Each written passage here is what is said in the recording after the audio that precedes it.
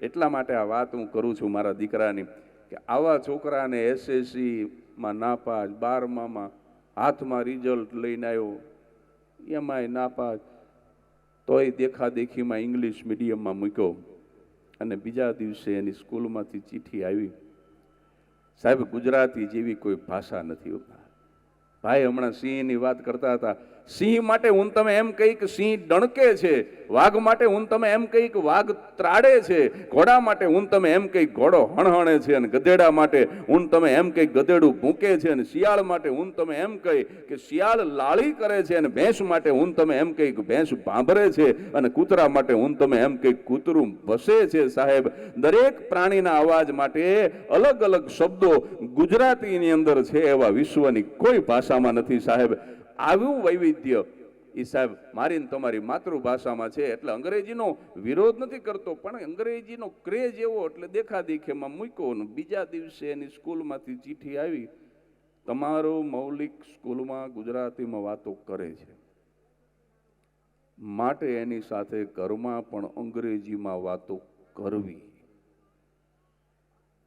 મેં તો હિંમત ન કરી, ચિઠ્ઠી કિચનમાં પાસ કરી દીધી, કારણ કે જોખમ બધું કિચનમાં. ગેસનો સિલિન્ડર કિચનમાં, ઓલો જીવતો સિલિન્ડર કિચનમાં. બહેનોમાં શું થાય છે, જેમ રૂપિયા વધે ને એમ આડા ફાટતા જાય, જેમ રૂપિયા વધે એમ આમ ડાબે જમણે વધે. એનું કારણ શું, અમુક ઉંમર સુધી હાઈટ વધે, પછી હાઈટ તો વધે નહીં, પછી વધવું કેમ, ડાબે જમણે વધે. હવે આખું શરીર વધે એની સાથે માથું તો વધે નહીં, આ ખોપરી કઈ મોટી ન થાય, શરીર જમાવટ લઈ જાય, માથું એવડું ને એવડું રહે. એટલે આમ પાછળથી જુઓ ને તો મોટા માટલા ઉપર ઝીણકું બુજારું ઢાંક્યું હોય. હમણાં એક બેન વજન કાંટે વજન કરાવવા ગયા, કાંટા વાળો ઉભો થઈ ગયો, બેન પગનો મૂકશો, પગનો મૂકશો. ઓલા બેન કે કેમ, તો કે તમારો પડછાયો પડે છે ને એમાં 150 ગ્રામ દેખાડે. પડછાયામાં કાંટા હલવા માંડે, પોતે પ્રગટ થાય તો કાંટાનું શું થાય, હાવ કાંટો કાઢી નાખ્યો. અમુક બહેનોના ગાઉન હુકાતા હોય ને એના છાયામાં બાળકો ક્રિકેટ રમતા હોય. એકાદ દી હુકવે ને છોકરા ઝઘડો કરે, અમારે તડકે રમવું, વળી એનું ઘરવાળો પાણી બોલીને હુકવી દે, રમો રમો તમતા રમો. અદ્ભુત પાત્રો મળે છે. પૂજ્ય મોરારી બાપુ આ અમદાવાદની કથામાં એક સરસ સૂત્રપાત એમણે કર્યો હતો, વ્યંગ કર્યો હતો, કે શહેરના બહેનોને જીમમાં બહુ જવું પડે છે હવે આ શરીર ઓબેસિટીને કારણે, પણ સરસ વાત કરી હતી કે જીમમાં એટલા માટે થઈને જવું પડે છે કે હવે આપણે સીમમાં નથી જતા. સાહેબ હવે આપણે વગડામાં નથી જતા, આપણે જ્યાં સુધી સીમમાં જતા હતા ત્યાં સુધી આપણે જીમમાં નહોતું જવું પડતું. મારી પોતાની લખેલી એક બીજી કવિતા કે આ જીમમાં ન જવાના લક્ષણો છે કે 5 વાગે ને પરોડીએ અમે ગાડા હાથી જોડતા, ઢોરા અને ધફેડીને ખાવા અમે વેલાહાર છોડતા, ઘંટી અને ઘમર વલોણા પ્રભાતિયા ગાતા હતા, અને અમીર તેદી ગરીબોને ખવડાવીને ખાતા હતા, વાવ કુવાને વિરડા તેદી મીઠા પાણી દેતા હતા, વરણ 18 વગર વેરથી કેવા રાજી રહેતા હતા, નટ મોલ અને બજાણિયાના ખેલ ચોરે થતા હતા, અને ત્રીજી પેટી તીડીને ખભે બાબા જોવા જતા હતા, અને ખેતર ઠાલવી ખરા વાડમાં ખેડૂ પરસેવે નાતા હતા, અને સાધુન બ્રાહ્મણ ભરીને થેલા તેદી કેવા રાજી થતા હતા, ભાત મૂકીને ભારિયા માથે મંડળામાં મુસ્કાતી હતી, મોલ ભાળી ઊભા વગડે એ હૈયામાં હરખાતી હતી, અને પીડ જોઈને પાડોશીની પડતું આંસુ ખારું હતું, શેર કરતા તો ગામડું મારું 17 દરજ્જે હારું હતું, શેર કરતા તો ગામડું મારું 17 દરજ્જે હારું હતું. Thank you very much mayor સાહેબ, તમે દાદ આપો છો અને રાજી થઉં છું કે આપ પણ દાદ આપો છો એમ, નહીતર ઘણી વખત હોદો દાદ ન આપવા દે. હા, શાહ સાહેબ કાલે પણ સાથે હતા, અમે માનનીય મુખ્યમંત્રી શ્રી પધાર્યા હતા, શાહ સાહેબ હતા, હું હતો, મનહર ઉદાસ હતા, અને સ્વામિનારાયણ ભગવાનની જે શિક્ષાપત્રી છે એ સંસ્કૃત 212 શ્લોકમાં લખેલી શિક્ષાપત્રીનો આપ સૌના આશીર્વાદથી જગદીશ ત્રિવેદીએ ગુજરાતી 212 દોહરામાં પદ્યાનો વાદ કર્યો અને એને મનહર ઉદાસે ગાય અને એ સીડીનું કાલે વિમોચન હતું. મેયર સાહેબ ત્યાં હાજર હતા. એટલે આમ ગમે મને કે હોદ્દો તો છે જ અને એ સન્માનનીય છે, એમાં કોઈ સવાલ જ નથી. મારા છોકરાને મેં કીધું ને, મેં કીધું બેટા પાસ થયો કે ના પાસ, તો મને કે આપણા મામલતદાર નહીં રાવલ સાહેબ. મેં કીધું હા. મને કે રાવલ સાહેબનો છોકરો નાપાસ થયો. બોલો રાવલ સાહેબ. આ મેયર સાહેબ ઉપર આવીને વાત એટલા જોક યાદ આવ્યો છે, ધ્યાનથી સાંભળજો. મેં કીધું મારે ક્યાં રાવલના ઘરે ચાવલ માગવા જવું, તારું હું થયું ઈ કે. આપણે તો જે કંપનીના શેરમાં ઇન્વેસ્ટમેન્ટ કર્યું હોય બેટા, એના ભાવની ચિંતા હોય ને દીકરા, તારું કહી દે ને. એટલે મને કે આપણા કલેક્ટર નહીં શર્મા સાહેબ. મેં કીધું હા. મને કે શર્મા સાહેબનો ફેલ. બોલો શર્મા સાહેબ.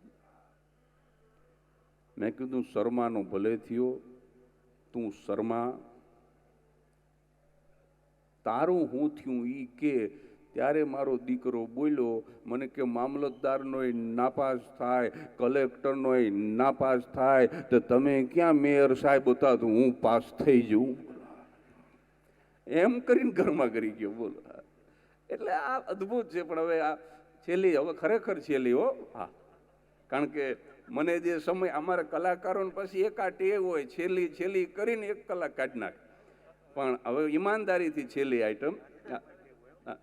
અને આમાં થયું છે એવું કે આ બધા જ કલાકારો વન મેન શોના કલાકારો આજે અહીંયા એવા કલાકારોને આમંત્રિત કર્યા છે કે દરેકને એમ લાગે કે હું કંઈક ઓછું બોલું છું, પણ સાહેબ એ રીતે આ આખો કાર્યક્રમ બધાએ સાથે મળી અને દીપાવીએ ને એની જ મજા હોય છે. એટલે ચિઠ્ઠી જવા દીધી રસોડામાં, અંગ્રેજીમાં બોલવાની, કારણ કે જોખમ બધું રસોડામાં. ગેસનું સિલિન્ડર રસોડામાં, જીવતો સિલિન્ડર રસોડામાં, એનું નાનું સિલિન્ડર એ રસોડામાં, અને આવી કોઈ ચિઠ્ઠી આવે તો એ રસોડામાં. પણ ચિઠ્ઠી વાંચી અને મારા એકના એક ધર્મપત્નીએ જે અંગ્રેજી બોલવાના શ્રી ગણેશ કર્યા પાયા, અમદાવાદના બહેનો સાંભળ્યો તો ધનુરવા ઉપડ્યો. મારો છોકરો ખાતો નહોતો ને તો કે મૌલિક તું ઈટ કરી લે. ઈટ એક આવડે, પાછી કે ઈટ નહીં કરે તો ગ્રો કેવી રીતે થશે? ગ્રો. મારો છોકરો કે મને નથી ભાવતું, તો કે ભલે તને ફાવે તે ટેક કર, પણ ઈટ કરી લે. આવું અંગ્રેજી 10 દિશામાંથી ચાલુ થયું સાહેબ. હું તો કાનમાં રૂના પૂમડા ભરાવીને ફરવા માંડ્યો. મેં કીધું આવું સાંભળવું એના કરતા તો બેરા મરી રહેવું સારું. પણ હવે રાત્રે સૂતી વખતે તો પૂમડા કાઢવા. રાત્રે સૂતા હતા, છોકરો કે મમ્મી સ્ટોરી કે, તો કે નહીં, ઘડિયાળમાં સી કર. મારી તો ઊંઘ ઉડી ગઈ. મેં કીધું ઘડિયાળમાં સી કરાય? આ 3 ટોયલેટ શું કામ બનાવ્યા? મને કે એમ નહીં, ઇંગ્લિશમાં બોલું છું, સી એટલે જોવું. ઘડિયાળમાં સી કર. 11 વાગી ગયા છે. આવતીકાલે મોર્નિંગ પડે એટલે સ્ટોરી કરીશ, તું 2 આંખો બંધ કરીને સ્લીપી જા. અરે તારી માનું સ્લીપી જા. એમ કહીને તો માં દીકરો સ્લીપી ગયા. હું 18 દી સુધી સ્લીપી ન શક્યો. કારણ કે ઊંઘી જાનું સ્લીપી જા કરે. કેમ સ્લીપી જાવું? બજારમાં જાય, અંગ્રેજીમાં રજા લે. હું બજારની અંદર ગોવું, એટલે હું કહું ગોઈ જાઉં, ગોઈ જાઉં. તમ તારે તમને ઠીક પડે ત્યાં સુધી ગોઈ જા. તમ તારે કાયમને માટે ગોઈ જા. પણ એ કાયમને માટે ગોય જ નહીં. એ દાંતણ ને દૂધી લઈને પાછી આવે. પણ ઉમરામ પગ ન મૂકે, અંગ્રેજીમાં રજા લે. હું ઘરની અંદર કમો, એટલે હું કહું કમી જાઉં, કમી જાઉં. મારા લમણે લખાઈને આવ્યા છે. આ સાહેબની જેમ પગ ઉપર પગ ચડાવી અને શાંતિથી ટેલિવિઝનમાં મેચ જોતો તો એમાં રસોડામાંથી અંતર ધ્યાન થઈ અને ડ્રોઈંગ રૂમમાં આવીને પ્રગટ થઈ. મેં કીધું હમણાં કાંઈક બોમ્બ ફૂટે અને ફૂટ્યો સાહેબ. મને કે તમારા પગ ઉપર 100 ગો ચડી ગયા. હું તો ઊભો થઈને પગ ખંખેરવા માંડ્યો. મેં કીધું શું ચડી ગયું? મને કે એમ નહીં, 100 ગો ચડી ગયા. પણ મેં કીધું 100 ગો એટલે શું? મને કે ઇંગ્લિશમાં બોલવાની ચીઠી નથી આવી. 100 એટલે 100 અને ગો એટલે જા. સોજા ચડી ગયા. મેં કીધું અત્યાર સુધી ખાલી પગ ઉપર જ 100 ગો ચડ્યા હતા. આ તમારું અંગ્રેજી સાંભળીને આખા શરીરે 100 ગો ચડશે. સાહેબ શેરીમાં ઊભો ઊભો ચા પીતો તો પાછળ કોણ આવે છે દેખાય નહીં. મારા નસીબ નબળા, એક આખલો આવે ને એ પાછો રનિંગ આખલો, રનિંગ. ઈ એને જોયો, મને કે ધીસ્ત્રો રેજો, ધીસ્ત્રો રેજો. હું એનું ગુજરાતી કરું ઈ પેલા આખલાએ મારા જીન્સના લૂપમાં શીંગડું ભરાયું.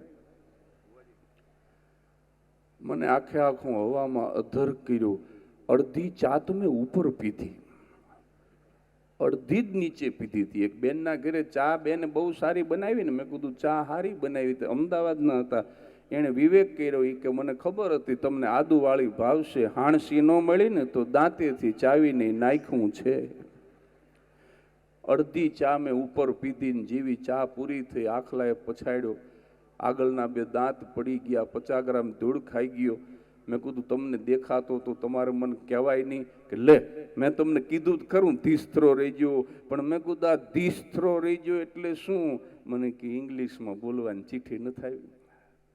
ધીસ એટલે આ અને થ્રો એટલે ઘા. આઘા રહેજો, આઘા રહેજો. હવે મેં કીધું આખલો ધીસ્ત્રો રે કે નો રે, પણ તમે ધીસ્ત્રો રહેજો.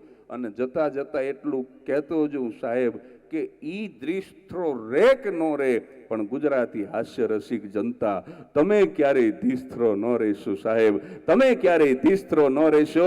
કારણ કે 2016ની સાર શરૂ થાય છે, 4 દિવસ બાકી છે. જતા જતા શુભકામના આપતો જઉં. મસ્ત મયુરને મેઘ મુબારક, કોયલને ટંકાર મુબારક, સૌને સૌના યાર મુબારક. અને તમને બધાને જગદીશ ત્રિવેદીના સાલ મુબારક સાહેબ. કાયમ હસતા રહો, ખુશ રહો. Thank you very much.